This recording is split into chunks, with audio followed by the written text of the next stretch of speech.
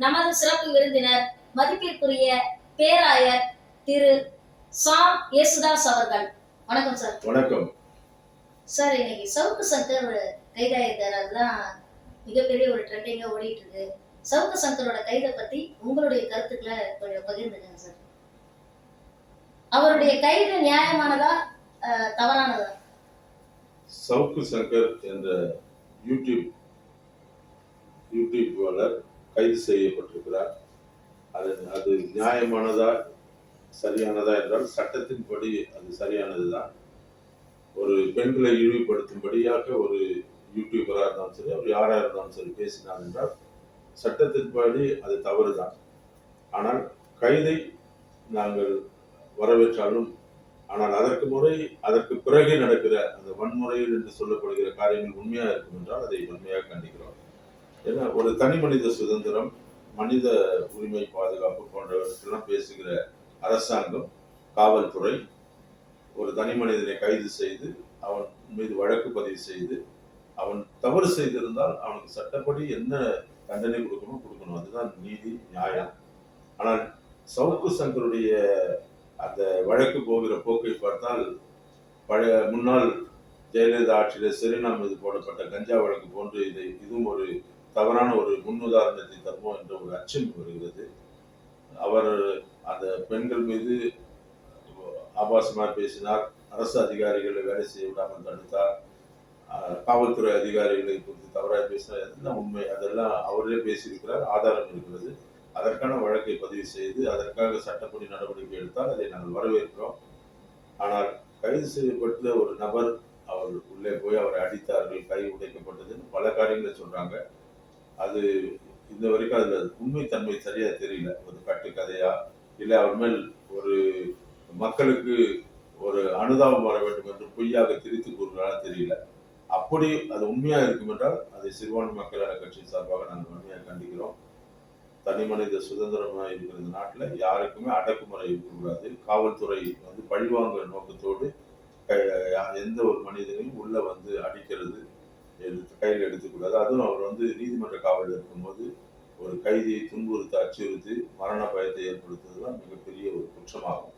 அதை திமுக அரசு செய்யணும்னா கண்டிப்பா திமுக அரசுடைய பழைய கால சரித்திரங்களை பார்த்தா அப்படி என்ன செய்ய வாய்ப்பு இருக்கிறது. ஆனால் காவல்துறை அதிகாரிகள் இன்னைக்கு நேர்மையா நடந்து கொள்ளணும், சரியான அது வழக்கு விசாரணைக்கு வரணும் தான் நாங்க எதிர்பார்க்கிறோம். சவுக்கு சங்கரோட உட்கார்ந்து பேசின ஒரே காரணத்துக்காகவே அவருடைய நண்பர், அதாவது ரெட்ஃபிக்ஸ் சேனல் அதே முடக்க போறதா சொல்றாங்க. அவருடைய நண்பரை கைது பண்ண போறதா சொல்றாங்க. பெலிக்ஸ் ஜெரால்ட் அவரை கைது பண்ண போறதா சொல்றாங்க. அது மிகப்பெரிய தவறு. ஊடகத்துறையில இருக்கிறவங்களுக்கு இந்த பேச்சு சுதந்திரம் இருக்கிறது. ஊடக யார் வேணாலும் பேசுவாங்க, யார் வேணாலும் போய் எடுப்பாங்க. பரபரப்பாக பேசப்பட்ட வீரப்பன் அவர்கள் காட்டில் இருக்கும்போது நக்கீரன் கோபால் போய் அவரை எடுத்தாரு. தேடப்படுற குற்றவாளி தான். ஆனால் அதை கொண்டு வெளிரங்கமா அவர் பேசும்போது அவர் மேல யாரும் வழக்கு போடலையாது. நக்கீரன் கோபால் மேல் வழக்கு போட்டு அவர் ஏன் போய் பேசினாரு அதெல்லாம் போடணும்.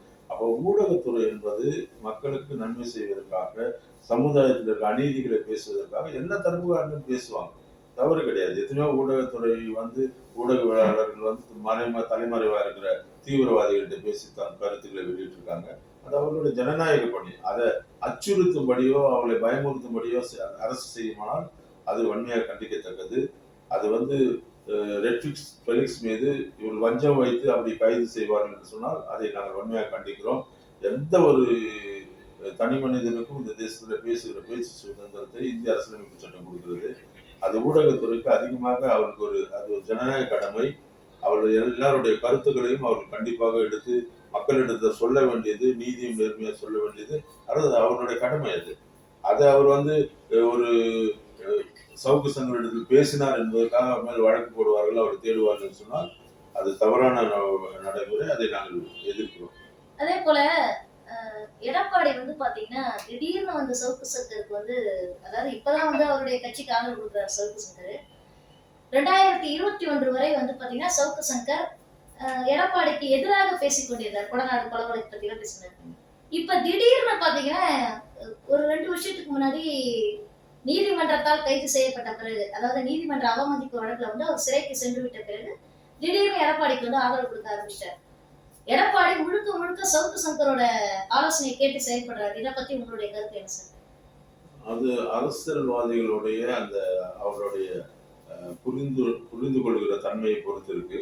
அவர் ஒருவேளை சவுக்கு சங்கர் மிகப்பெரிய ஒரு அரசியல் தந்திரவாதி என்று நம்பியிருக்கலாம். அரசியல் மாற்றத்தை உருவாக்கி விடுவார் என்று எடப்பாடி பழனிசாமி நம்பியிருக்கலாம். ஏன்னா எடப்பாடி பழனிசாமி அந்த அளவுக்கு அரசியல்வாதி அல்ல அவர். ஏன்னா அவர் மக்களோடு சந்தித்து போராடி பெரிய அரசியல் தலைவர் ஆனவர் அல்ல. அவருக்கு ஒரு லக்கு இருந்தது அவர் வாழ்க்கையில. அவர் வந்து உயர்ந்த அந்த முதலமைச்சர் பதவிக்கு வந்தவர்னால அவருக்கு இன்னும் வந்து சரியாக அரசியலை புரிந்து கொள்ளக்கூடிய அளவுக்கு அவர் இன்னும் திறமை வாய்ந்தவர் என்று நான் சொல்ல மாட்டேன். அவர் வந்து ஒருவேளை அவருக்கு இருக்கிற புரிதல் சவுக்கு சங்கரை போன்ற யூடியூபர்ல வைத்துக் கொண்டு ஆட்சியை பிடிச்சிடலாம், இவங்க வந்து நமக்கு சப்போர்ட் பண்ணிடலாம்னு ஒரு நினைத்திருக்கலாம். அவருடைய அது எல்லாம் இயல்பு தானே. ஒரு ஆள் வந்து தனக்கு உதவி செய்ய வருகிறான், அவனை வைத்துக் கொண்டு ஏதாவது செய்து விடலாம் என்பது மனிதனுடைய இயல்பு. அந்த இயல்புல வந்து எடப்பாடி பழனிசாமி அவரை ஒருவேளை அதிகமா நம்பி அவருக்கு இன்வெஸ்ட் பண்ணா எல்லாமே சொல்றாங்க. அவருடைய பணம் தான் அது, அவர் தான் பின்புலத்தில் இருக்கா. இப்போ பேசுற அந்த லாயர் கூட அது அதிமுக லாயர் தான்.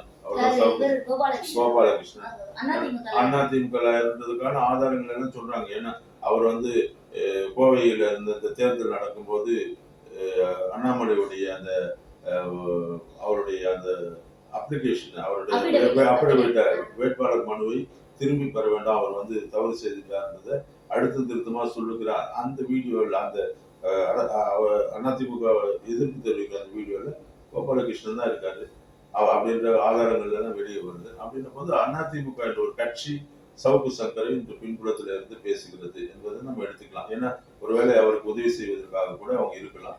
அது வந்து அரசியல் அதிமுக சவுக்கு சங்கரை காப்பாற்ற வேண்டும் என்ற சூழ்நிலைக்கு தள்ளப்பட்டிருக்கிறது. அதற்காக இன்னைக்கு எடப்பாடி பழனிசாமி பேசுகிறார் என்று நான் நம்புகிறேன். கடைசியா சவுக்கு சங்கர் சம்பந்தமாகவும் எடப்பாடி சம்பந்தம் ஒரே ஒரு கேள்வி. லோக்சபா எலெக்ஷன்ல பாராளுமன்ற தேர்தலில் முழுக்க முழுக்க கான்ட்ராக்டர்கள், புதிய முகங்கள், இவங்களுக்கு வந்து முக்கியத்துவம் கொடுத்து வேட்பாளர்களை நிறுத்தியிருக்காரு. மணல் மாஃபியா கரிகாலனுடைய தம்பி, திருச்சியில வந்து மணல் மாஃபியா கரிகாலனுடைய தம்பியை வந்து வேட்பாளராக நிறுத்தியிருக்கிறாரு. இதை பத்தி உங்களுடைய கருத்து என்ன சார்? அதான் இன்னைக்கு வந்து நான் ஆரம்பத்திலிருந்து எங்கள் நிலைப்பாடு படி திமுக அதிமுக இரண்டு ஒரே கூட்டணி உரிமை மாட்டேங்கள். அவனும் மணல் திருடுறான், இவனும் மணல் திருடுறான். ஒரு மணல் திருடுறவங்க கிட்ட ஒரு இந்த ஆட்சியாளர்கள் அதிமுக காரன் என்று தெரிந்து அவங்க கிட்ட கான்ட்ராக்ட் கொடுக்குறாங்க. அவன் தன் ஆட்சியாளர்களுக்கு சாதகமா இருக்கிறபடி இவங்களுக்கு காசு கொடுக்குறான், தேர்தலில் அவங்களுக்கு காசு கொடுக்குறான். இப்படி எல்லாரும் வந்து இப்படி ஊடகங்கள்ல இப்படிதான் வருது செய்திகள் முழுவதும். இது நான் சொன்ன செய்திகள் அல்ல. கடந்த நாட்களில் எல்லா ஊடகங்களிலும் இந்த மணல் மாஃபியாக்கள் தான் வந்து இப்போ தேர்தலுக்கு அதிகமான பணம் கொடுக்குறாங்க சார். தேர்தலுக்கு பணம் வந்து மணல் மாஃபியா எல்லாருமே வாங்குறாங்க சார். ஆனா இவர் ஒரு படி மேல போயிட்டு மணல் மாஃபியாவே கேண்டிடேட்டா நிறுத்துறாரு. அதுதான் சொல்றேன். அதுதான் வந்து இவங்களுக்கு என்னன்னா பாருங்க, ஆளுங்கட்சியான திமுக இடத்தில் வேலை செய்திருக்கிற மணல் மாஃபியா ஆள் வந்து தம்பி வந்து அதிமுக நிற்கிறாருன்னா இவங்க எல்லாம் ஒரே ஒரு கூட்டமைப்பு தானே. திமுக அதிமுக பெரிய வித்தியாசம் இல்லை என்பது இது காட்டுகிறது. இவங்க எல்லாரும் சேர்ந்து திருடருங்கிற கொலை கூட்டம் எல்லாருமே ஒன்னாதான் இருக்கிறாங்க என்பதற்கு மக்கள் தான் புரிஞ்சுக்கணும். இந்த மக்கள் தான் இன்னும் அந்த மனப்பான்மை விட்டு வெளியே வரல.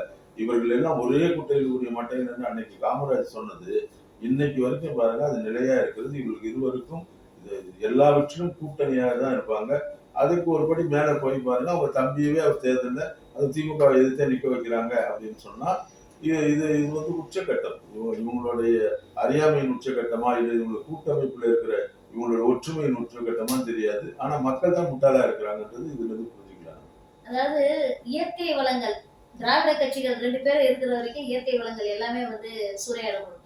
கண்டிப்பா இப்ப எல்லாம் பாருங்க, அதுதான் சொல்ற சீமான் அவர்கள் வந்து தொடர்ந்து அதை வலியுறுத்திட்டே இருக்காரு. இன்னைக்கு திராவிட கட்சிகள் தான் வந்து மணலை திருடுகிறது, திராவிட கட்சிகள் தான் வந்து மலைகளை உடைத்து திருடுகிறது, இவங்களெல்லாம் ஒரு தடை செய்யணும், இவங்களெல்லாம் வந்து வெளியேற்றணும், அரசியல் விட்டு வெளியேற்றணும் பேசக்கூடிய ஆட்களுக்கு ஆதரவு இல்லை.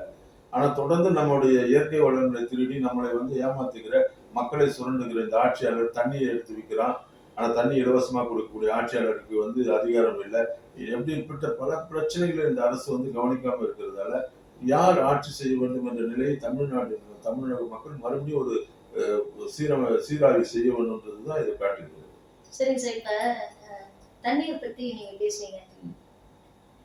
இன்னைக்கு செய்தித்தாள 22 மாவட்டத்துல நீர் பற்றாக்குறை அப்படின்ற மாதிரி பார்க்கலாம். எனக்கு தலைப்பு செய்தியா இருந்தா அதே போல கர்நாடக மாநிலத்துல கிட்டத்தட்ட ஒரு 6 மாதங்களாக பெங்களூர்ல வந்து கடுமையான தண்ணீர் தட்டுப்பாடு அப்படின்னு அவங்க என்ன பண்ணிட்டாங்கன்னா கார் கழுவுறது, பைக் கழுவுறது இதுக்கெல்லாம் வந்து தடை வச்சிருக்காங்க. 5000 ரூபாய் அபராதம் அப்படின்னு சொல்லிட்டு மாநகராட்சி வந்து கார் கழுவினாலோ அல்லது பைக் கழுவினாலோ வந்து 5000 ரூபாய் அபராதம் அப்படின்னு.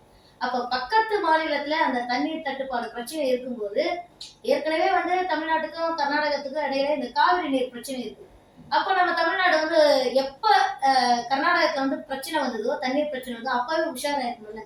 இவங்க அதே மாதிரி வந்து மாநகராட்சி மூலமா வந்து இது மாதிரி கார் பைக்குக்காக தண்ணியை வந்து வேஸ்ட் பண்ணக்கூடாது.